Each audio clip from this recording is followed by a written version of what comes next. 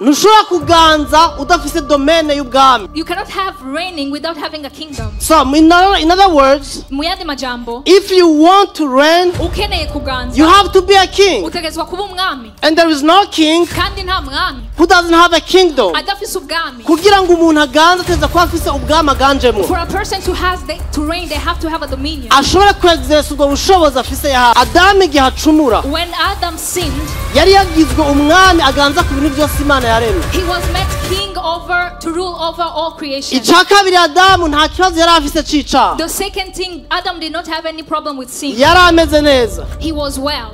Icya gatatu, The third thing, ngo nta n'isoni yari afise kandi yagenda gusa. he was not shameful of being naked. Amaze kubitakaza, And after he lost it, abamukomoka ko bose everybody that came through after him, bagira ikibazo they found a problem cyo gutakaza kuganza. of losing kingdom Baca dominion. baganzwa n'ibintu bibiri. And they found themselves under domination of two things. Baganzwa They n'icaha, were dominated by sin, baganzwa n'urupfu. and they were also dominated by death. Imana muri plan yayo, mu So mugambi wayo God, munini, in his big plan, icyo yakoze yashizeho umugambi wa restoration, he has established restoration, umugambi wo kunagurwa, a plan of restoration kunagura bwa bwami. to restore that kingdom.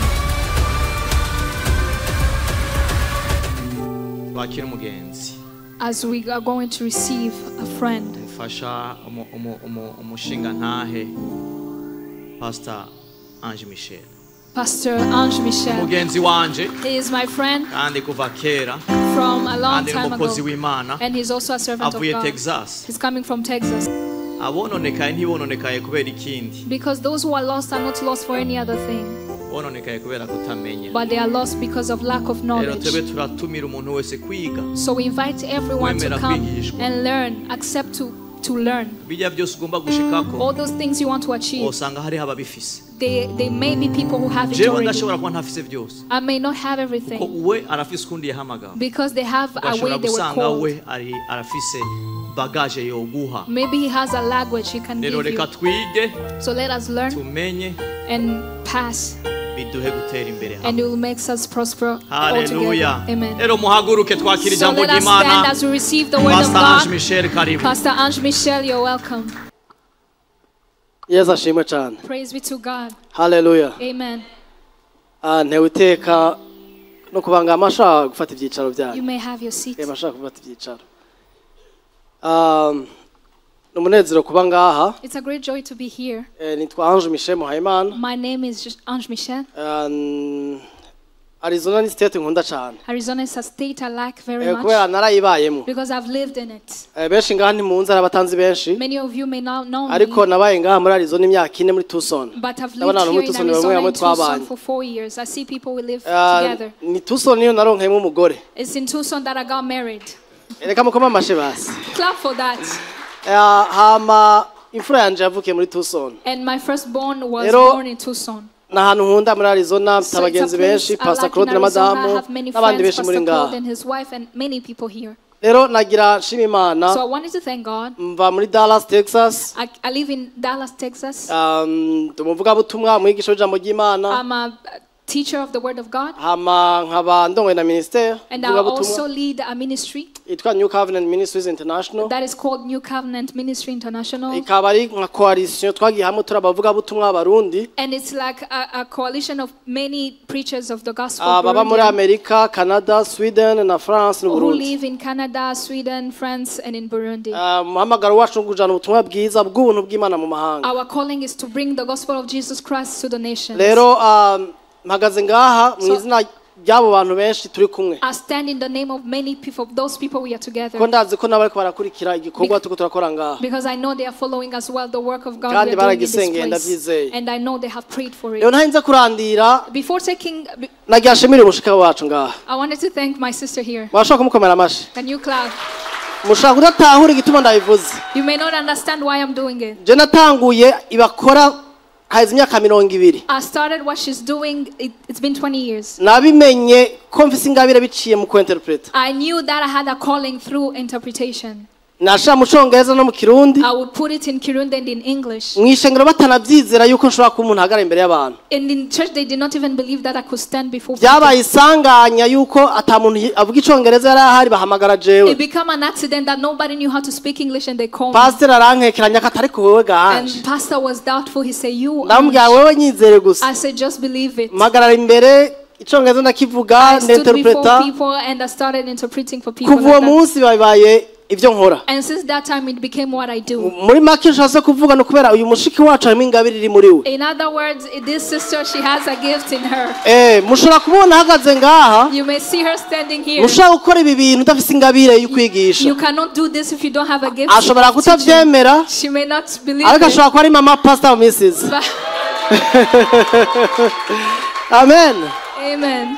ibi ndabivuga ko ndubaha aba interprete gose I will say it because I honor translators. hari igihe tutabaha ikibanza bakwiriye Sometimes we don't give them the place that they ariko deserve. bakora igikorwa gikomeye But they cane do a great work. kubera hari abantu bari ngaha mutavuga ikirundi Because there are people who are here, you don't speak Kirundi. iyo abadafise iyi mikoro ntivyari gukunda ko je nigisha ngo munyumve If she doesn't have this microphone, I cannot teach and you ndavuga understand. Icongereza ndigisha mu I Congereza can speak in English and I can teach in ariko English. mitamo kwigisha mu Kirundi iyo ndi mu Barundi But biwacu I choose to speak in Kirundi when rero I'm with my other mukomere amashi Burundians. mumwongera amashikeri So, clap.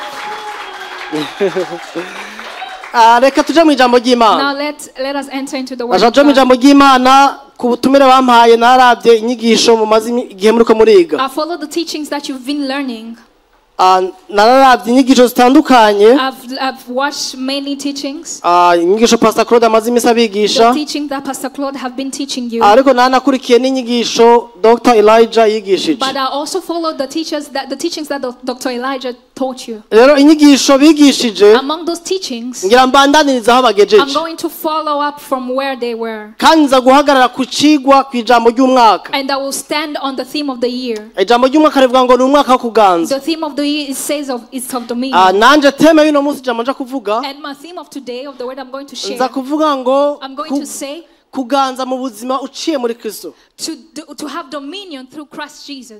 reigning in life through Jesus Christ Kuganza mu buzima uciye muri Kristo. iri jambo kuganza This word reigning, abantu bizi bya Bibiliya bavuga ico bita the principle of first mention ni ikintu bavuze ubwa mbere muri Bibiliya ico gisobanura gituma bakivuze ubwa mbere ugendo kaciga. So it's a principle of the first mention in the Bible. Ku bantu basobanura Bibiliya. For the people who explains the Bible. Iri jambo kuganza. This word dominion or reigning. Riri muri Genesis nabonye ko bashize ngaho. It's in Genesis, I saw it. Mwitanguriro gicambere 26. In Genesis chapter 1 verse 26. Niho Imana imaze kurema. That's where God went after creating. Imana ngo irarema ibintu byose. God created everything. Imaze kurema irabona ko byose ari byiza. And after creating he said everything is good. Irarema Adamu irema na Eva. He created Adam and he created Ariko Eve. imbere yuko byose baremera avuga ngo imaze kurema ibintu byose avuga ngo reka tureme umuntu. And after creating everything he said let us create a man. Ni jambo tumenyerere kunda kuvugwa ku mariage. It's a word we like to say during weddings. Ariko uyu munsi genda rizane mu buzima rukristo. But today I'm going to bring it in the Iri normal jambo life we live. kurema turabivuga muri mariage cyane. This word creating we say it well in weddings. Turanavuga kuganza. We also said reigning. Ariko ijambo kuganza But the word reigning mu rurimi rw'igiheburayo in Hebrew ni jambo rada. it's a word rada. Rada ucangura ko hash arafa. You can add H at the end. Rada. Rada. Rada isigura to have dominion. Rada means kugira ukuganza. Aha. To rule. Ni kuganza. Ikirundi rero kirakenye muravyumva ikirundi naragikenye. Ikirundi kirakenye cyane amajambo. Hariho gutegeka. There is authority ruling. Ruling, yes. Hariho kuganza. There is reigning. Authority, reigning and dominion. Hariho kuganza n'ibisigaye byose. Ngira muca muvyumva ko ikirundi cyacu kitafise amajambo You amwamwe. can understand that our language does not have all Ariko the words. harimwo kuganza. But there is reigning. Harimwo gutegeka. And there is authority or ruling. No kwima. And then there is enthroning. Kwima ni to reign. is to reign. umwami arimye, okay? A king can be Okay. enthroned to reign. So ni jambo ugiye muri etymology yaryo. It's a word when you go in the beginning of it. Risigura yuko umuntu akwiye kubaho nk'umwami. It means that somebody should live like a king. Ntushobora kuganza udafise domaine y'ubwami. You cannot have you cannot have reigning without having a kingdom. So in other words, Mu yandi majambo, if you want to reign, ukeneye kuganza, you have to be a king. utegezwa kuba umwami. And there is no king Kandi nta mwami who doesn't have a domain, adafise ubwami, who doesn't have a kingdom. adafise ubwami. Kugira ngo umuntu aganze ateza kuba afise ubwami aganjemo. For a person to reign, they have to have a dominion Ashobora kuexerce ubwo bushobozi afise yahawe. that can exercise that kingdom they have. Adamu rero akiremwa, Authority. When Adam was created, Imana yari yamugize umwami n'umuherezi. God made them king and priest. Yari umwami agiye kuganza muri domaine y'Imana. He was a king that was going to have dominion in the kingdom Iri of God. jambo kingdom riva muri mu Kilatini dominus. It comes from a word that means dominus. In Latin. N'ahantu umuntu ahagarara It's a place where you stand akabaho mu bushobozi no mu butegetsi. and you live in authority and in power. Ariko ikibazo kihari ni iki? But the problem is this. Adamu igihe acumura When Adam sinned, yari yagizwe umwami aganza ku bintu byose Imana yaremye. he was made king to rule over all creation. Icya kabiri Adamu nta kibazo yari afise c'icaha. The second thing, Adam did not have any problem with sin. Yari ameze neza. He was well. Icya gatatu The third thing, ngo nta n'isoni yari afise kandi yagenda gusa. he was not shameful of being naked. Kenshi twebwe turabegwa turambaye amakositimu no munsi n'impuzu nziza Many times we look good, we are wearing our kandi tukumva suits, yuko twashajije cyane, and we feel like we are dressed ariko well. byose nico kimwe n'ukwantu gufuka ubwambure bwacu. But all of that is just covering Waba our wambaye nakedness. impuzu mbi canke nziza, Whether you are wearing nice ni kuba clothes or dufuka not, isoni zacu kubera icaha cahabaye. it's just covering our nakedness, our shame. Adamu rero So Adam, arabitakaza bwa bwami yari yarahawe ya domain, he lost the domain, the kingdom he had received. abitakaza biciye mu caha. He lost it through sin. Amaze kubitakaza, And after he lost it, abamukomoka ko bose everybody that came through after him, bagira ikibazo they found a problem cyo gutakaza kuganza. of losing kingdom, dominion. Baca baganzwa n'ibintu bibiri. And they found themselves under domination of two things. Baganzwa They n'icaha, were dominated by sin, baganzwa n'urupfu. and they were also dominated by death. Ariko mu nyuma haje n'ikindi kintu ca gatatu But tuza kuvuga ko after a third thing came, we are going to talk about ikibazo later. c'amategeko. The laws. problem of laws. Ibintu bitatu Yesu yaje kuducungura kugira ntituganzwe. Three things that Jesus came to save us from. Ibyo Yesu yaje gukiza isi. The things that Jesus came to save from the world. Rero Imana muri plan yayo, mu So mugambi God, wayo munini, in his big plan, icyo yakoze yashizeho umugambi wa restoration, he has established restoration. umugambi wo kunagurwa, A plan of restoration kunagura bwa bwami. to restore that kingdom. Urugiye uraraba Yesu naho yavukiye ava mu muryango wa Dawidi. When you look at it, Jesus came from the family of David. Bibiliya mwita ngo ni umunago wo gishitsi ca Dawidi. The Bible calls him the son of David. Mu gitabo c'ingoma ya kabiri, In 2 Kings, 2 2 Chronicles, Chronicles, igice c'indwi ndibaza, chapter 7, turabona neza yuko bavuga ko Yesu canke Dawidi azohabwa ubwami buhoraho. we see that Jesus will receive an eternal kingdom. Ariko ubwo bwami buhoraho But Dawidi ntiyigeze abubona, Eternal kingdom, David did not see it. Salomo ntiyigeze abubona. Solomon did not see it. Hama tubona Yesu Kristo nawe aje mu nyuma, And we see Jesus coming later. aza mw'isi, He came in the word, aramara imyaka babitubwiye, and he spent the years they imyaka have said, 33. 33 Bari years. bamwiteze nk'umwami, They were expecting him as a king. bari bamwiteze nka They Mesiya. were expecting him as the Messiah. Mesiya bisigura uwasizwe, Messiah, which means the anointed one. yasizwe kugira akize He abantu, was anointed to heal people. baramuvugishwa nk'ingene They azovuka were prophesying about how he will be born n'igikorwa azoba aje gukora cyo gukiza and abantu. the work he will be doing of saving Imwe mu people. mazina yiwe ni Emmanuel, His name was Emmanuel. Imana iri hagati yacu muri God twebwe. among us. Aza aje gukiza He abantu, will come to save people. ariko uburyo yabikoze mu buryo But butandukanye. the way he did it differently. Ntiyaje bamuvugiriza impundu He did hejuru, not come when they were shouting aza about ari him. umuntu asuzuguritse He cyane, came as a humble man. avukira ahantu habi He cyane, came.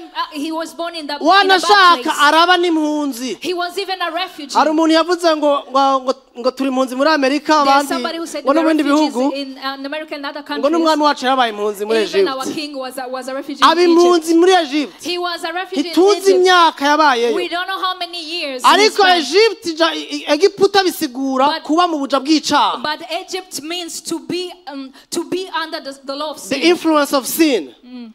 Egypt nico bisigura. Egypt, that's what it means. Yesu ahungira muri Egiputa Jesus was a refugee in kugira Egypt, yishushanye n'igihugu cane cane c'abanyisirayeli, so he can look, kugira to identify himself so that he can identify himself n'abanyisirayeli as Israelites igihe bari mu buja, when they were in bondage, hanyuma garuke and then come back, ashobore gutangura igikorwa co kugarukana bwa bwami. so he can start the work of restoring that kingdom. Bibiri ivuga ngo Adamu wa mbere The Bible said the first Adam, yazanye icaha, he brought sin, ariko Adamu wa but the kabiri second Adam, yazanye ubugingo. he brought life. Haleluya. Hallelujah. Yesu amugereranya na Adamu. Jesus is compared to Umwe Adam. ni Adamu wa One mbere, is the first Adam, uwundi ni Adamu wa the nyuma. other one is the last, Bisigura ko atawundi Adamu wundi which means there azohaza. is no other Adam that is Adamu coming. wa mbere The yaraje first Adam came, adukorera amagafa and aratwicisha. he did those bad things and Adamu wa killed us. kabiri ari we Kristo But the second Adam, yaje which is Christ, gususubiza ubuzima, he came to give us back yaje life. kuduha ubuzima He came to busagutse. give us life in Ariko abundance. ico Yesu yakoze But what Jesus did ni uko mukuzi yaje yigisha ubutumwa bw'ubwami is bw'Imana. that when he came, he was teaching Tuja mu the ijambo word ry'Imana, of God. The tuja mu kingdom ijambo of God. ry'Imana muri Let us go in the word of God. Luka igice ca kane. Luke chapter 4.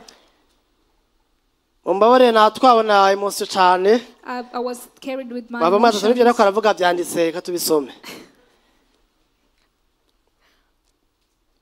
Luka kane igice ca kane 43. Ni wahatura mucongezo washaka gusoma ntacu. Luke chapter 4 43.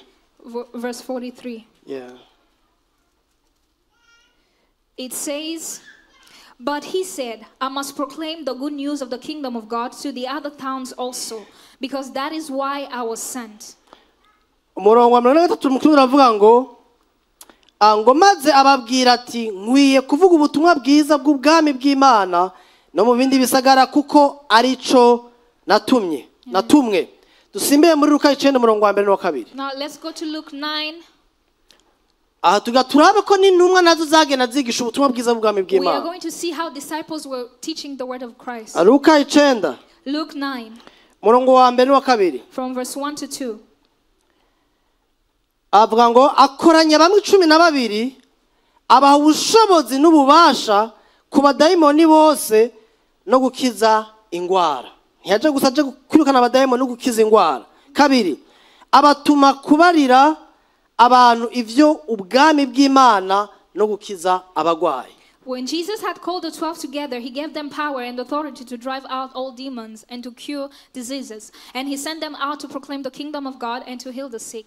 Urabona Yesu gihaza ku isi usomye imirongo myinshi You see, when Jesus came into the word, yagenda kwaja kuvuga the restoration of the kingdom. he was walking around avuga kunagurwa kubwami, Ababwira ngene ubwami bw'Imana bukwiye kwigishwa. speaking how the kingdom of God should be taught. Usomye muri Luka 8 When you read Luke urabona 8, ko yagenda mu masinagoga ababwira iby'ubwami you bw'Imana. see that he was going through synagogues teaching the word Ku of God. banyisirayeli concept barayumva For Israelite, they understood this kuko concept ubwami bwabo bwari bwaratwawe. because their kingdom was taken. Batwagwa n'abaroma. They was under the rulership of Iby'Imana abantu Romans. bari barabihevye barabitaye. The things of God, people had quit about Yesu them. Kristo yaracaza atangura kubigisha iby'ubwami And bw'Imana. Jesus Christ came and started to teach them about the kingdom Ababwira of ngene God. bakwiye gusenga tubwami bwawe buze. He was teaching them how to pray like your kingdom Ibyo come. ushaka ibibara mu ijuru bibere ngaha ku What isi. you want, let whatever happen in heaven happen on earth. Muri makabwa ati yahenye kwa kuganza data yamye ashaka ko umuntu abamwo. In other words, that reign, that dominion that God wanted the man to live in, Ndashaka ko kuba ngaha. I want it to be here on earth. Hama ahandi mu yindi mirongo And in other verses, urabona Yesu avuga ngo ubwami buri muri mwebwe. you see Jesus saying the kingdom is among you. Is in you. Ubwami buri muri mwebwe. Uba mu mitima yabo It uzoba muri lives in mwebwe. your heart. It lives in you. Ahandi akavuga ko ubwami bw'Imana buzoza. And he said, in other place, he said that the kingdom of God will come. Rero uravye Yesu n'intumwa So when you compare Jesus and the bagenda disciples, bigisha they will go around teaching mu kwigisha iby'ubwami bw'Imana and teaching the things of the kingdom. birukana They abadayimoni will chase away demons bagakiza n'ingwara. and they will heal sickness. Ibi byari n'ikibazo kinakomeye cyane mu mashengero ngaha muri Amerika. This is a big problem in our churches in America. Ntitucemera ibintu by'abadayimoni abadayimoni ko abantu baboshwa n'abadayimoni We no longer believe that people are under the ariko dominion aho of the umwami devil. ari abadayimoni barahunga But where the king is, the demons have Hallelujah. to flee. Amen. turagira ikibazo We have a problem. ndibuka ahantu nariko nagiye kwigisha kera mu Burundi I remember a place I went to teach in Burundi. sinshobora kwibagira umukobwa yafashwe n'abadayimoni I cannot forget a girl that was under. hanyuma nzabona umuntu ariko aramubwira ngo ihorere And somebody amadayimoni murazi ngene afata umuntu akamukubita hasi You see how agakoma demons induru will take aryamye hasi over someone. ngo ihorere ngo And they will nacuba tell him ngo ihorere that, ngo "It's yo okay, it's gonna be okay, it's gonna be alright." amadayimoni nituyahoza turayirukana We don't chase the demon, we chase them rero out. kingdom if you want to reign in the kingdom of Ushaka God kuganza mu bwami bw'Imana, tugomba kumenya ko twahawe authority muri Kristo we Yesu have to know that we have received in the authority name in of Christ Jesus we have received this power Mu izina rya Yesu twakirirwa ubushobozi. power si ikindi kintu ni Kristo muri wewe The power is Christ in so you. this kingdom has got to be preached Ubwo bwami butegerezwa kuvugwa. bukwiye kwigishwa It has to be taught. ntituba amashengero yuzuye abantu baboshwe n'abadayimoni We are not a church that is filled of the devil. turagira the demons. ikibazo ko turiyumvira cyane We think about it so many times. tukarezona rwose And we want to resonate ngo nta with it. mukristo ngo ashobora kuba gutegwa And n'abadayimoni we said there is no a Christian barahari that can be babivuga attacked. uko They are aha muri there. amerika baruzuye In this America, cyane they are cyane full bene of wacu bera it. wabyumvise urumva barakunda kugira icyo kibazo cyane they have that issue Barafite icyo kibazo.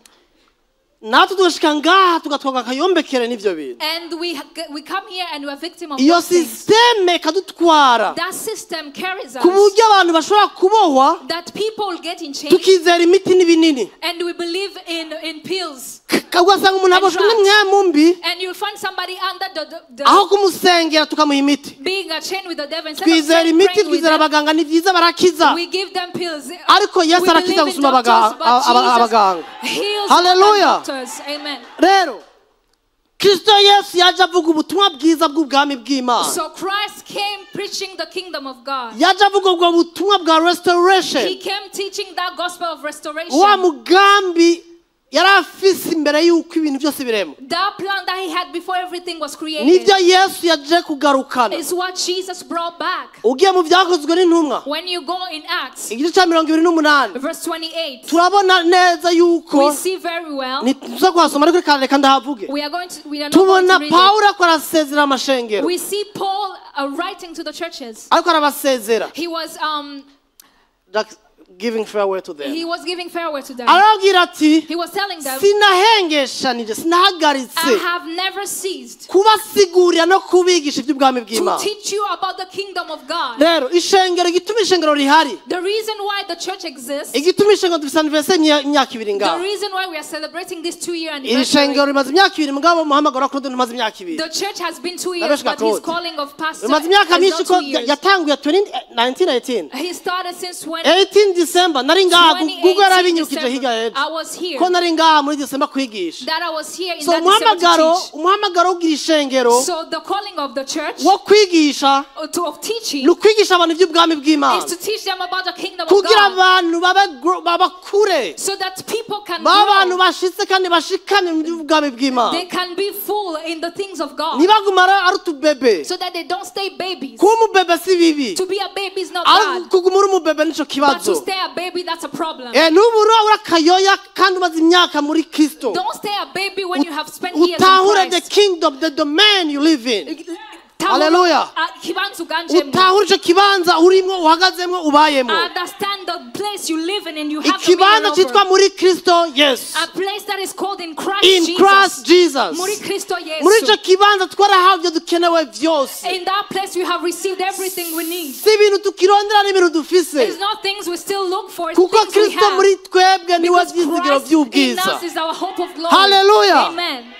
are we together Turi kumwe. bakundwa bene data My brothers and ishengero sisters, ni nk'ishure the church is like a school. it's a training school It's like a school aho abantu bategurwa bakigishwa where people are prepared and taught. bagategurirwa kugira ngo bagende babwire abandi They ibyo are prepared bumvise to go and tell others what they have heard. muri timoteyo wa mbere igice cya kabiri umurongo wa mbere n'uwa kabiri In 1 Timothy chapter 2 verse pawulo 2, aravuga ngo it says this.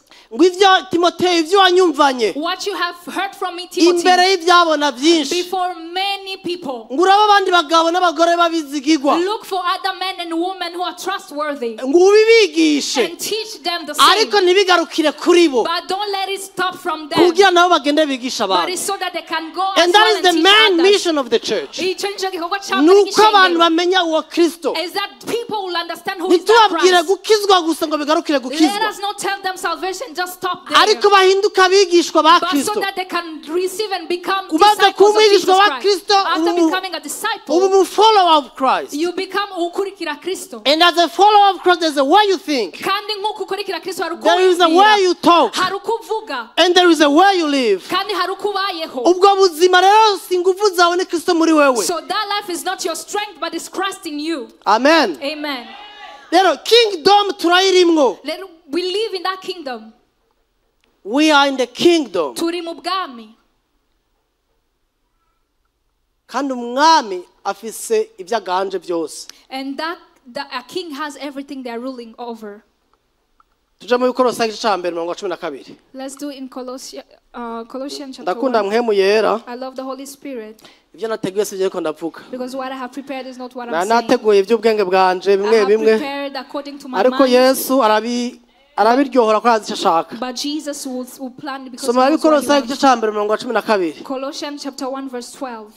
ore ku murongo igice cya mbere ku murongo w'icenda. From verse 9, he said, "For this reason, since the day we heard about you, we have not stopped praying for you." mukurikire amajambo neza, mukurikiye neza. Follow this word very well. We have not stopped praying for you. We continually ask God to fill you with the knowledge of His will through all the wisdom. genda bukebuke. To fill you with what? To fill you with The knowledge the knowledge. of his will. Of his will. abuzuze ukumenya ubugombe bwiwe. To fill you with the knowledge of His will.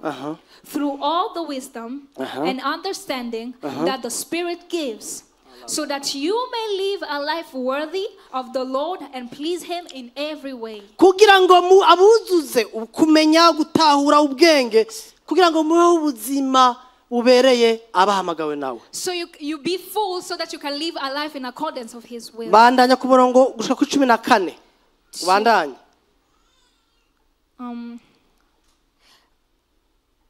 Verse 10 is said, so that you may live a life worthy of the Lord and please Him in every way, bearing fruit in every good work, growing in the knowledge of God, and being strengthened with all power according to His glorious might, so that you may have great endurance and patience, and giving joyful thanks to the Father who has qualified you. Who has done what? Who has qualified you. yabashoboje. Who has qualified you to share in the inheritance of His holy people in the kingdom of light. In the kingdom of light. Mu bwami bwiwe bw'umuco. Bibiliya y'igifaransa ivuga mu murongo wa 12. The Bible in French is saying, Il nous a verse 12, transportés vers le royaume de son fils qu'il aime. He has transported us in the kingdom of His beloved Son. muri make Imana yaramaze kutuvana mu bwami bw'umwiza In other words, God has already taken us from the biciye mu kingdom of gikorwa darkness Yesu yakoze through what Jesus did, itwimurira mu bwami and He has taken us in the kingdom bw'umuco of light bw'umwana of wayikunda. His beloved ibi rero ni ibintu Son. byabaye ku bantu bavutse ubwa kabiri. These are the things that happen to the people who are born abataravuka again. ubwa kabiri bari hanze yabwo, Those people who are not born again are ariko outside. umugambi w'Imana nuko utarizera Kristo uva hanze mu bwami winjire mu bwami. But the plan of Christ is for you to come from that outside of the kingdom to come in the kingdom. ku bari muri Kristo twaramaze kwimurirwa. For those who are in Christ Jesus, we have already been transformed. And this is a big challenge ku bantu benshi bakijijwe. And this is a big challenge for those who are believers. nta kintu kibabaje nk'umuntu ashobora kuba amaze imyaka mu gakiza There is nothing more painful than a person who has spent years in abana Christ ashaka anakorera n'Imana and they are even serving God, ariko mu mutwe wiwe azi yuko ari hanze but y'ubwami, in their head they think they are outside of the akabaho mu kingdom. mutima yikubita kugikiriza ko apfuye They ko will always condemn themselves that they are dying. ugasanga umuntu araremerewe, And you find a person with a umuntu burden. arakijijwe mu ibyo gukizwa biragoye, A person is saved, but the things of salvation, they are difficult. yumva umengo n'agasho. They feel like it's jail. mu mwaka wa 2008 In 2008, mwishengero ndari ndimo naragira ibyo gutanguza amaserire mwishengero. In the church I was preaching about starting fellowship. Hama ntangura serire y'abamama n'abapapa. And I N'umuntu muto. started a fellowship of moms and dads. I Iyo was still young. serire mugabira irakura iragwira. And that fellowship became big. It grew. Sinshobora kwibagira umuntu twaganiriye mubona n'indongo. I cannot forget a person I was talking to among the people. None gahanje mishe ko ibintu by'ukizwa je kuva ndabijemo bibishe bigoye And biruhije. they told me these things of salvation. Ati numva There is no kuva joy. nk'igijwe umengo ndi mu gasho. I feel like I'm in jail. Ngumengo ndugaranye muri kaje I ngo. feel like I'm in a cage. Inkuru ivyo namubwira je sindavyibuka. I don't even remember Ko what I nanje said. nari mbayeho ndi mu gasho. Because I was living the same life. Umwungere I felt like I was in aboshwe jail. agacarongora A abandi pastor baboshwe. who's in jail who is leading other people feel Ivyo like tuma they're Yesu in yavuze jail. ngo impumyi zirongora izindi That's why Jesus said, mumyi zigahe blind that mu leads kinogo. blind, they will go where Imana in the pit. ishaka ko tuba impumyi. So God doesn't want us to be Ishaka blind. ko tuba abantu twugurutsa He amaso. wants us to be people who can Ivyo tuma see. Pawulo ngo abasengera. That's why Paul Ngo was gira Imana praying for them. ibuzuze gutahura no kumenya. So that God can fill them with Bamenye knowledge ibyo and Yesu yabashoboje. understanding. And know what Jesus has enabled you. Bamenye ko bamaze gushika mu And bwami. know that you have already entered into the Hama babeho kingdom. ubuzima buhwanye n'ivyo mu And bwami. live a life in accordance Ubu of buzima that buheje kingdom. icubahiro umwami wacu. A live that glorifies our Lord Bakubonye Jesus. bavuga tujya n'uwa When Kristo. they see you, they will see that Atari one kubera wa belongs to Christ. performye kubikora. Not because you have Ariko performed, kubera wizeye Kristo aba muri wewe. but because Christ, you believe in Him and He lives in Hallelujah. you. Amen. Sometimes yanagusaba kubabara. Sometimes you have to suffer. Biragusaba kubabara. You have to be in pain. Biragusaba gutukwa. You have to be insulted. Biragusaba kudakomprometa. It requires you not to compromise. Biragusaba rimwe na rimwe kuguha ibyo abandi bariko barajamwo. It requires sometimes to leave what others are going through. Ibaba by'abandi bita ibizana inyungu bizana umunezero ukavuga no. What others are calling things that bring joy, but you say Ni Paulo no. akarababwira. It's what Paul is saying. Kubera Adamu amaze kubitakaza. Because when Adam lost Abantu that, babaye mu caha. the people went into Abantu sin. bari bereho batazi n'ivyo barimo The wanashaka. people live a life without even Ariko understanding. umwami wacu Yesu Kristo aragahezagirwa. But blessed be our Lord Jesus Christ. Acazana inyishu. He brought an answer. Azana solution. He brought a solution. Azana igikorwa cyo kudusubiza ibyari byaratakaye. He brought a work of bringing us back what we were Bibiliya iratubwira what ngo had lost. Bibiliya ivuga ngo The Bible says yatugize abami He made us kings n'abaherezi. and priests. Iryo jambo rigaragara mu itanguriro twavuga ubwa mbere. That word is found in Genesis, like we said before. Adamu amaze guhabwa kuba umwami n'umuherezi. When Adam received Abitakaje. kingdom, when he lost it, Byari bikenewe ko haza uwundi ameze nka Adamu. it required another person that looked like Adam to come. Byari bikenewe ko haza undi muntu ameze nka It Adamu. required another person that was like Kugira Adam. ngo adusubize ibyo Adamu yatakaje. So he can give us back what Adam lost. Reka dusimbe mu Baroma 5. Let's go in Romans Sinzi chapter umwanya 5. mfise nge nungana bwa sindaba I don't know how simvuge ngo many. ndabacereze.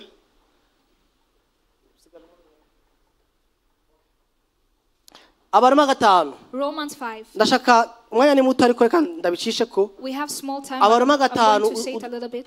Abaroma 5 Romans 5 umurongo wa 12 gushaka kuri 21. from verse 14 to 21. 12 From 12 to 21. usome mu Cyongereza je ndaza guparaphrase. Okay.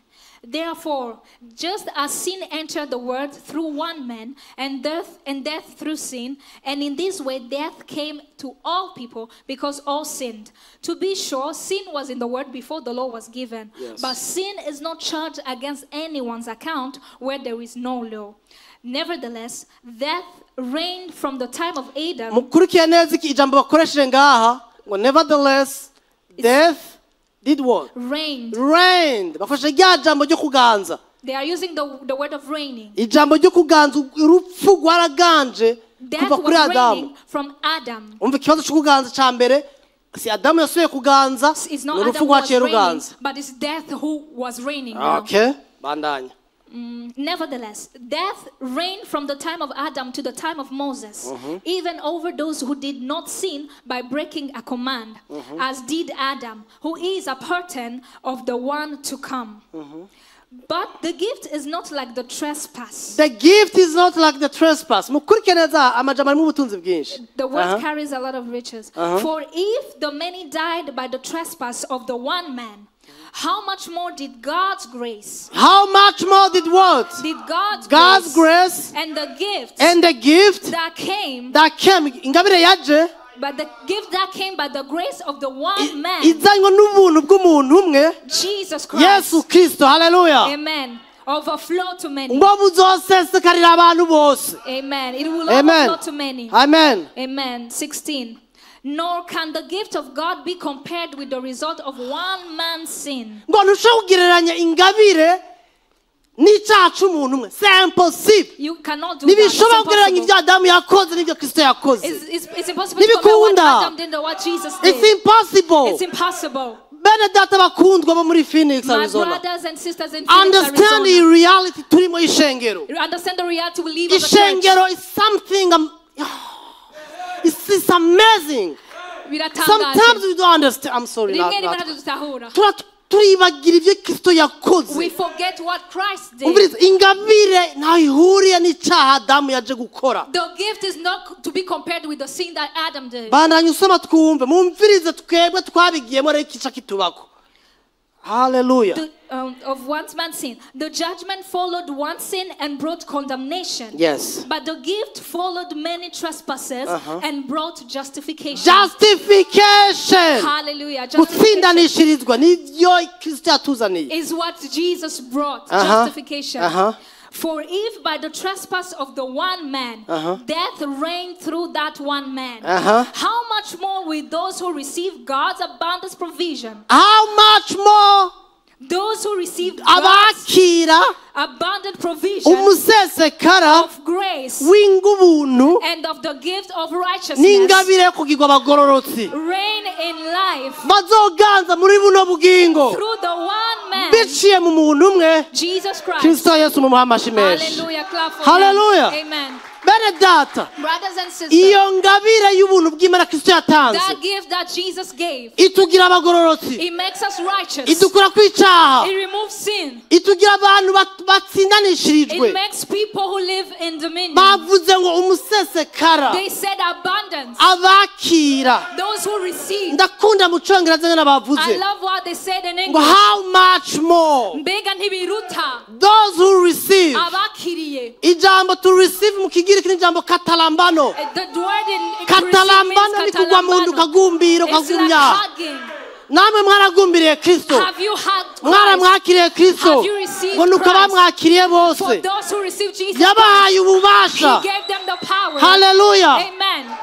yabaye ubasha bwo gucika abana b'Imana, ngo nibo batavyawe n'umugabo cyangwa n'umugore, ariko bavyawe n'Imana, kugira ngo kuvyagwa n'Imana bibasubize kuganza. So that being born from God will give you back dominion.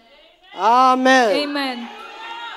Ngo nuko ngo abakira ingabire yo kugororoka, those who receive the gift of righteousness and the abundance of grace. n'umusesekara w'ubuntu. Unfortunately hari abavyanka ivyo bintu, Unfortunately, there are people who don't receive hari that. abarojeta ubwo buntu There are bw'Imana. people who reject that grace of God. There are so many. Ni benshi cyane. It's so sad. Birababaje. Ikintu kiri mu muti nisho abantu banga. What carries the remedy is what people despise. Hari umuntu yarwaye COVID muri mwebwe? Are there people who got COVID Jewe among you? narayigwaye irahakwa no kunyica. I had it, it almost killed me. Si ibintu mvuga ko naragwaye ndahakwa gupfa. I almost died. Ndaja muri emergency, naramaze n'amadamu aragira ubwoba I kungira ngo. went through emergency. Ndatubwiye Even ngo my umunsi wife umwe was ndavuga ibintu aravuga ati karabaye wa Sometimes mutama I karabaye. lost conscience and Ubwo Umwami they said Yesu it's bad. arangarukana ndi ngaha no munsi. But the Lord Jesus brought me back and I'm Hallelujah. here today. Amen. Ca wiyumvira iyo ntemera ibyo abaganga bambwiye. Now imagine if I did Ko not naragiye kwa what the muganga doctor barambwira said. Because I went to the hospital. iyo ntemera ibyo bakoze. Imagine if I did Haca not mvuga believe in what reka they ibyo did bintu and sivyo. say, leave those things, they're not Ange true. Michel bamwaramugandutse ko Ange Michel will have mwarananyiragiye. died. You have even forgotten Ngo about agapfuye me. kabazwa mba ndimwe hariya mwasha nimamwanumiye no munsi. I wouldn't be standing here. Ariko kwa nemeye ibyo abize bariko baravuga ndi muzimu no munsi. But because Ariko I of have course amo n'Imana accepted Kristo yarandinze. those who went to school Kuko for, iby'Imana ndemeze sindaheza kubikora. because I believe that God protected me because I'm Ariko not done doing my mission. ngo abakira ingabire yo kugororoka, But those who receive the gift of ngo n'ubuntu righteousness bw'Imana, and the grace of God, ngo bazorushiriza kuganza muri buno bugingo. they will continue to reign in this life. Icatuma baganzwa The reason why they were under cari dominion, icaha, it was sin, cari urupfu, it was death. mu nyuma hazamo n'amategeko. Even law came after. ibintu bitatu nuko It's three mfise umwanya things. muto nari kubivuga. I have fewer moments I will have spoken about Amategeko, the laws, icaha, sin, urupfu. and death. Kansoma umurongo umwe. I'm going to read one verse. Abikorino ba mbere 15:56. 1 Corinthians 15. Ndi mwarimu, I would love to teach. I'm a teacher. Ndakunda kwigisha. Abikorino ba mbere 15:56. 1 Corinthians Ndashaka 15. turabe ivyo bintu. 56. Ndashaka turabe ingene ivyo bintu bitatu Yesu yabinesheje. I want us to see how Jesus overcame those three things. Havuga gutya 56. 56 it says, Ngo ibyaha nivyo ruboyi rw'urupfu. Kandi ubushobozi bw'ibyaha nivyagezwe. Mukurikira bavuze ibintu bitatu ngaha. Bavuze mu icaha, amategeko hamwe n'urupfu. death and laws. Reka nsubire nsome. I'm going to read Ibyaha again. nivyo ruboyi rw'urupfu. The sting of death is sin, Kandi ubushobozi bw'ibyaha and the power of sin nivyagezwe. is the law. Usomye umurongo ucumenga umuntu aragowe karabaye. When you read this verse, you think we are finished. That's Ariko it. soma 57. But 57, Ngo ariko Imana ishimwe iduha gutsinda kumwami wacu Yesu Kristo. but thanks be to God, He gave Hallelujah. us the victory through our Lord There is Jesus Christ. victory in Jesus Christ. Hari ugutsinda mu izina rya Yesu Yesu. yarazanye intsinzi. Jesus brought victory. Twebwe ntukiri abantu bagwana barondera intsinzi. We are no longer people who fight Turi abantu looking for bagwana victory, bafise intsinzi. but we are people who fight We are in overcomers. victory. Not because of our strength, Turatsinda pana kubera inkomezi because zacu, of Christ in us. ariko ku bwa Kristo ari So muri we have to twebwe. know these realities Dutegerezwa kumva of the ukuri kingdom of God. ku bwami bw'Imana, Kugira ngo tumenye ngena tuganza. so that we can know how to reign. Twese ngaha turafise ingorane mu buzima. All of us here, we All have of us problems here. here. Nobody. Keretse ababebe batoya. Maybe babies, Nabo bafise accept ingorane them. zabo. But they have their own issues Bara as ababebe well. murazi twagira ingorane. They have, Iganje the babies gutuma have nje their gutuma own barira. issues. That's what they cry. Abantu z'utubebe murabizi The abantu people who tuya have dutonya. babies, you know, Nimuryama. you don't sleep. Kwa tuguma turiko turakoma induru. Because they are always Abapapa shouting. bikatugora tugashavura And urabona. the dads, we don't know how Urumva to kumva manage that. burya We abamama become mubaha angry. amashi. We should clap for Eh mothers. abamama n'abana n'abatalamu kabisa. We should clap for mothers. Abamama n'abantu bakomeye The cyane. mothers are great Ko barihangana. because they are patient. Mfise abana batatu ndabizi. I have 3 kids, I know. Umubebe A baby, ararira. they cry. Barari bafise ingorane nabo. They cry, they have their own issues. Ariko twebwe naho dufise ingorane But us, even though we muri have Kristo Yesu problems, ingorane tuzihagarara in hejuru. Christ Jesus we stand over Amen. them. Amen. Ntiduheba, We don't quit. ntiducika intege, We don't abandon. ntitwiyabura, We do not get discouraged. ntitugera turidodomba, We don't complain. ntitwiha umugozi ngo ndiyawe ngo karabaye, We don't commit suicide. ntidutuka Imana ngo We do not mwabikora insult God. ngo Imana yaramevye Imana And say yarantaye. God has abandoned Oyaye, me. No. kuko Imana ntiri kure yawe iba muri wewe. Because God is not far from me. Ni He's in gute Imana you. ntiba kure yawe iri mu God is not mutima far from wawe. you, but He's in your heart. Hallelujah. Amen. Yesu ari muri wewe. Jesus Mu is in ngorane you. uzirimwo muba muri kumwe. When you are in the problems, you Uryamye are in muba muri Him. kumwe. When you sleep, you are with Him. Ubyutse muba muri kumwe. When you wake up, you are Nigira with Him. widoga aba ariko When you are arakumva. complaining, He's even Hallelujah. listening. Amen. Hallelujah. Amen. Abari muri wewe. He's in you. Ngo iratwegereye gusumba uko twiyegereye. He is closer to us Ariko than we are abakristo closer benshi to muzi ko ourselves. Imana iba kure yanyu. But people, you think that God is far from Umaze you. iminsi uri kure y'Imana. You feel like you are far from God. Ni gute woba nguwimatanje n'umwami Yesu ahinduka imwe mwe nawe. When you are attached to Christ, you become one flesh Ni with Him. gute umuntu aba muri wawe utandukana nawe. How can you be detached to the person who is living in you? Vuza vyinshi nk'utazogaruka. Ariko nzogaruka. Vuza vyinshi nk'utazogaruka. Numva novuga vyinshi. Ariko bakundwa bene data. But brothers and sisters, Agakiza salvation, harimo ibintu bigoye ntiduhakanira ko harimo ibintu duhura navyo mu buzima there busanzwe. are difficulties. We are Ariko not just saying I want to they remind you don't to go exist. inside your heart. Ariko nshaka uje mu mutima wawe. Uje mu mpemu yawe. Go in your spirit. Wibuke ko Yesu yaragukijije. And remember that Jesus Christ saved you Icaha, from sin, urupfu yaragukijije, from death, n'amategeko yaragukijije. and from the laws.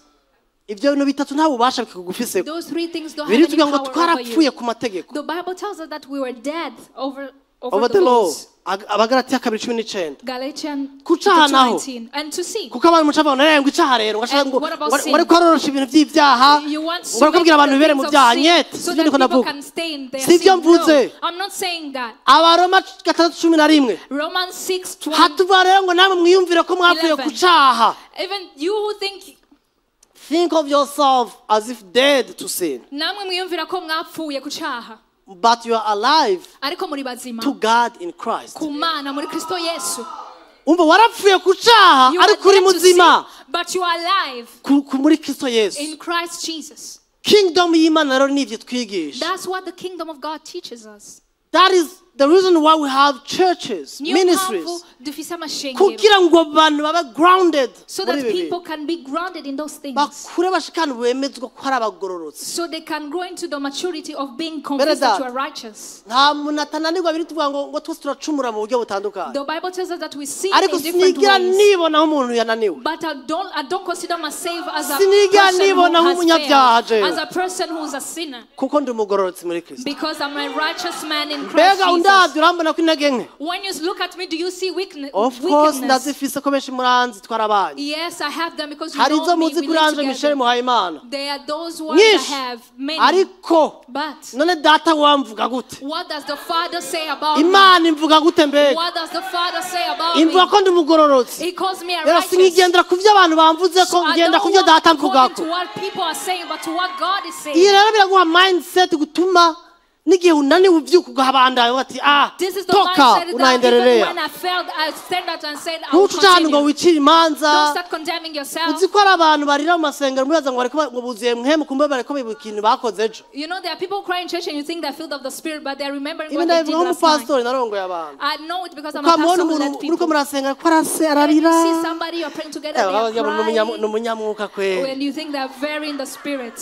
Wamwegera mukaganira But when you come ukumva closer to them, afise and you talk to amakipability them, y'ibintu yakoze mu you myaka found that 20 they iheze. have the capability of the things they Pawulo did avuga ngo last nibagira ibiri in the inyuma years. But the nkaraba imbere yo Kristali. Paul said, I forget what is Hallelujah. behind and look at what Christ Ishengero rya does. Kristo nibi bitwigisha.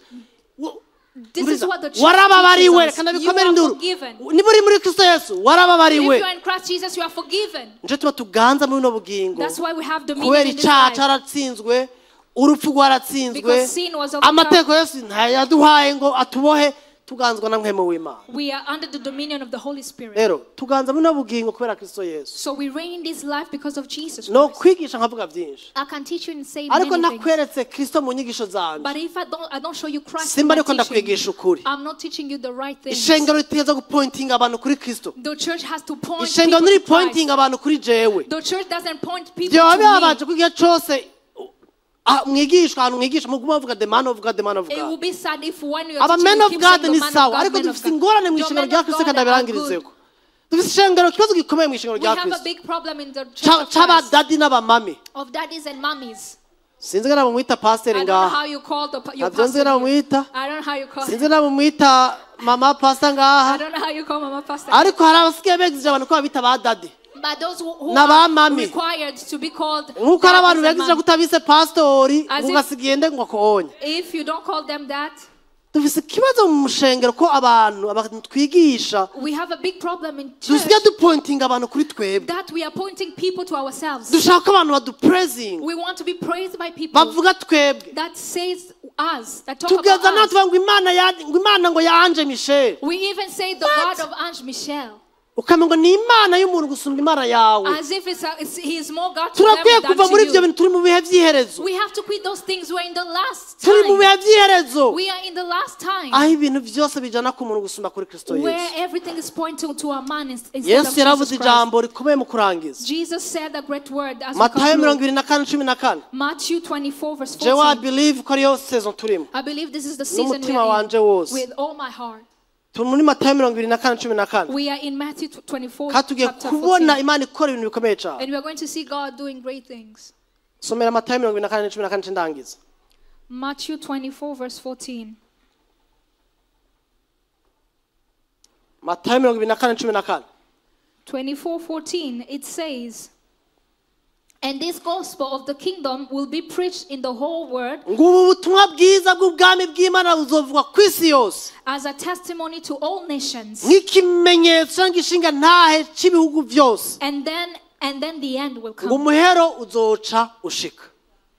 Ubutumwa bwiza bw'ubwami bw'Imana The gospel of the kingdom of God nico kimenyetso ca nyuma cyo kugaruka kwa Kristo is the last sign of the coming back of ko Jesus Christ. bwigishwa mu bushobozi bwa mwe muye. That has to be taught in the power of the Holy Spirit. Imana iripfuza ko ishengero ryuguruka amaso kuno butumwa bwiza God wants the church to open their eyes to this gospel kugira ngo bwigishwe. so it can be taught. Nitwanga umuti kandi tuwufise. Don't despise the remedy. while we Ubandanije have mu it. gitabo c'Abaroma 5 hajya twaho turasoma. When you go back to the book of Romans where we were Umurongo wa reading, 20 na 21 verse 20 and 21, haravuga ngo it says, ngo aho ibyaha byagwiriye where sin was abundant, niho ubuntu bw'Imana burushiriza kugwira. that's where grace becomes even more Muri make abundant. hari ibyaha ntihakenewe amategeko In other words, where sin is, there is no law that is kuko required. amategeko niyo ruboye rw'icaha. Because the laws, they are the sting of Ahari the sin. ibyaha hakenewe ubuntu bw'Imana. Where sin is grace that Hakenewe iyo is needed. embrace of the gospel Is nuko kugumbira ubutumwa bikenewe kugira ngo bwigishwe. so that it can be taught, Twisange ntituhaba dusanga so that we don't find ourselves twirukiye ubusa. having run in vain. In vain bivuze neza cyane.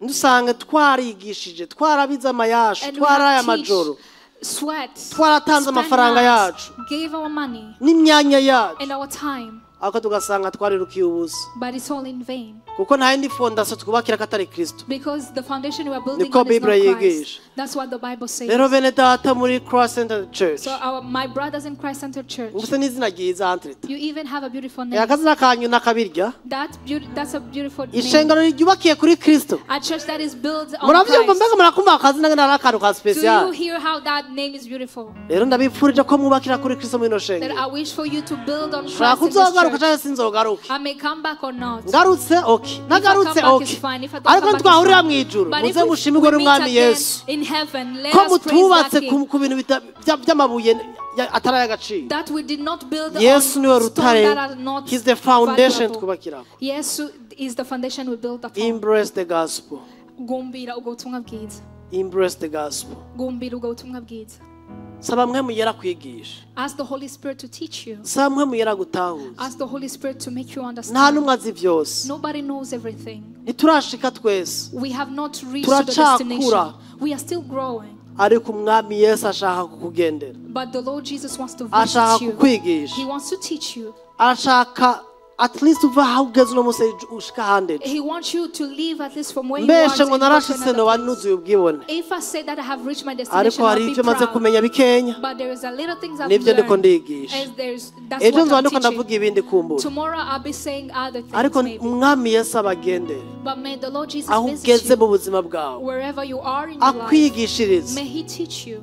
Ibi nigishije sivyo nigize mu mashuri ya Bibiliya neza. What I'm teaching you, I did not learn from the schools of the Kuko no mu Bible. mashuri ya Bibiliya sivyo bigisha. Because even in the schools of the Bible, they're not teaching this. Baragupakira amadoktrine ugasanga wavanyeho ubwenge mu gatamwema rimwe. They give you a lot of doctrines and you have intelligence, but there is no Ariko spirit. Yesu ashaka kukwigisha. But Jesus can teach you. Ashaka kukwigisha ntarinda kuraba ngo umeze gute ngana gute. He doesn't look at how you are or how you look. Arashaka kubigisha. He wants to teach you.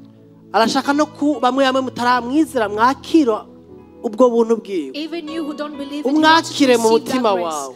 Receive him in your heart. Ntibiraba ibyo ubayemo canke ibyo wabayemo It ejo. doesn't look to what you were living Kristo yesterday. Yesu araguhamagara. Jesus Christ is calling Arakubwira you. ati come and embrace me. He's telling you, Ingo ndakwihe ndaguha ubuzima bwanjye. come, I'll give you my life. Sinzi ko twahaguruka tugasenga. I don't know if you can stand up and pray. Reka duhaguruke dusenga. Let us stand and pray.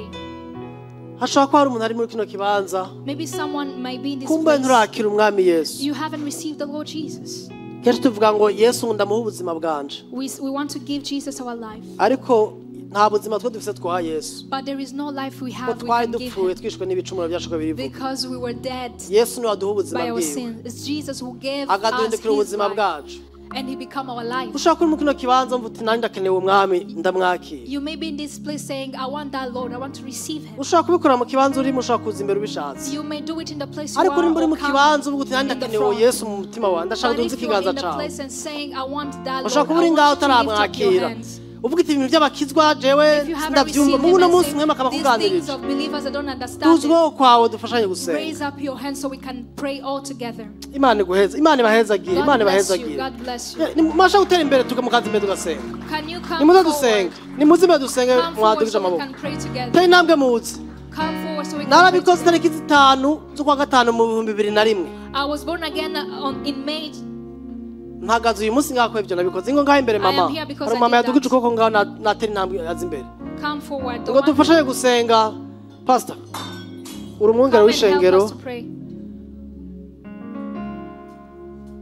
karibu ngaho imbere karibu hakaba n'undi ari ngaho imbere ari ngaho mu kibanza ingo tera intambwe wiruke uze wakire iyo ngabere ubwami ibi bisumba amajambo yose navuze bisumba na anniversary uko birivuga ngo umunyabyaha umwe iyo yihanye ngo mugore mbwije bakora umunsi mukuru Imana ibahezage Imana ishimwe cyangwa mukora abashuka umutama nawe nyaje ngaho imbere Imana ishimwe cyane pastor washaka kuza imbere ukabasengera reka mpe ijambo pastori abafashe gusenga bakira umwami Yesu mutima wawe Hallelujah. Hallelujah. Mushobora gukomera amashi umwami bw'abantu bakiriye umwami Yesu. Hallelujah.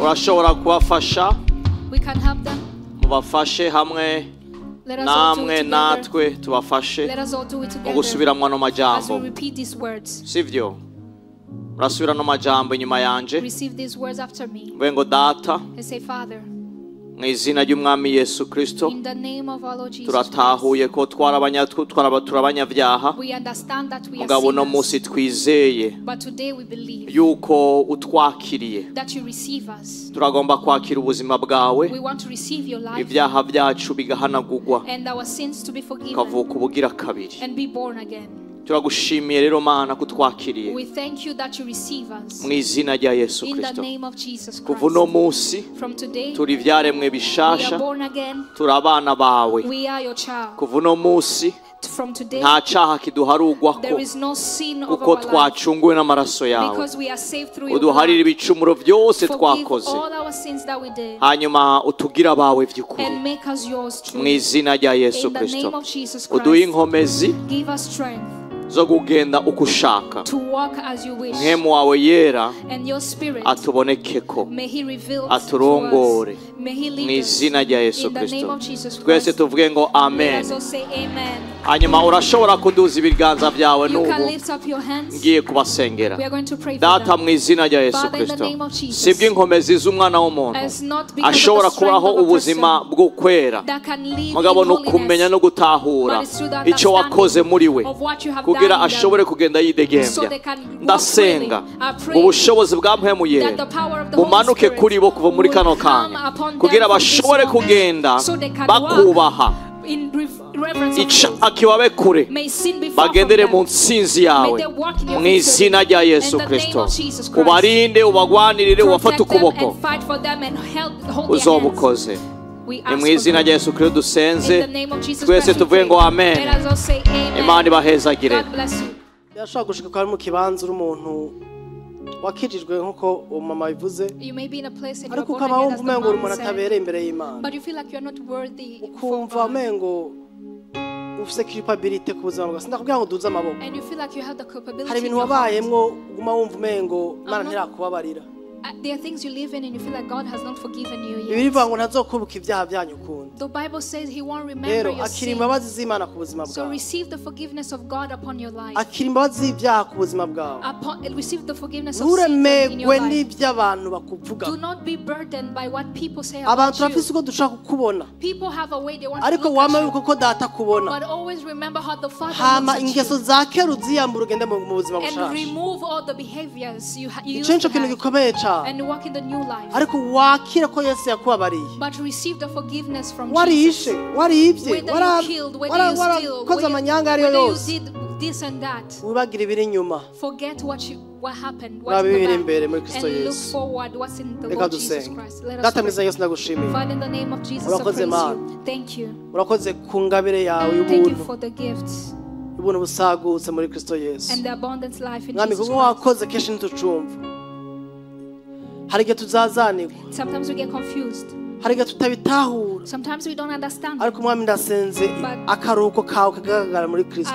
I pray that your ugasuke ku bahungu bawe n'abakobwa bawe bari ngaho. May you pour it upon your sons and daughters. Mwizina rya Yesu Kristo. In the name of Jesus. Ubibutse kubwo wakoze. Remind them the work that you did. Ubibutse ko ari ibyaremwe bishasha. Remind them that they are born again. Ubibutse ko bakunda gusumba uko babitahura. That you love them more than they understand. Kurukundo rwawe rwaswe hose mu mitima yabo. That your love was poured in their heart. Namwemo yarabahawe. By the Holy Spirit they have received. Urakoze mwami kure muri yabaremerewe. Thank you because you are making light to those who are under urakoze ko burden. waremerewe na culpability mwami kubise hasi mu izina rya Yesu. Thank you because you are removing the culpability in the name of Jesus. Urakoze kubibukije the gift of righteousness wabahaye. Thank you that you are reminding them of the gift of righteousness they have received. In the mighty name of Jesus Christ. Mwami ndasengera ino shengero. I pray for this church. Ndasengera umwungere wayo n'umudamu we. I pray for your pastor and for your wife. Ndasengera abo bakorana mu bikorwa mwami. I pray for the people they work kugira ngo together. ubahe gutahura igikorwa Yesu yakoze gusumba ko bakizi. So they can understand. Mwami Yesu babe address imenyekanishwa ko yigisha Kristo. So there may be an address that everybody knows that they teach about Christ. Nibigisha ikindi kintu. They not teach any other thing. Kuko izina ryabo gihitwa as their name is ishengero ryubakiye kuri Kristo. A church that is based on Christ. Mwami bigishe Kristo. May they teach Christ. Bakwigisha na passion. May they teach you with passion. Bakwigishanye ubushobozi bwa May they teach you with the power of the Holy Spirit. Ko amajambo yabo ntagarare ku bwenge bwabo. May their words not stand on their ariko harekezwe n'ubushobozi n'ububasha. But be followed by the power and ubahe kwihanganira ibigeragezo bacamo. Give them patience to go through their ubahe kwihanganira kumbure ibikomere babategwa n'abantu. Give them patience to go through the sorrows they are nk'abungere turaca mu bintu nk'ibyo byo gukomeretswa n'abantu turongo. As pastors we go through that.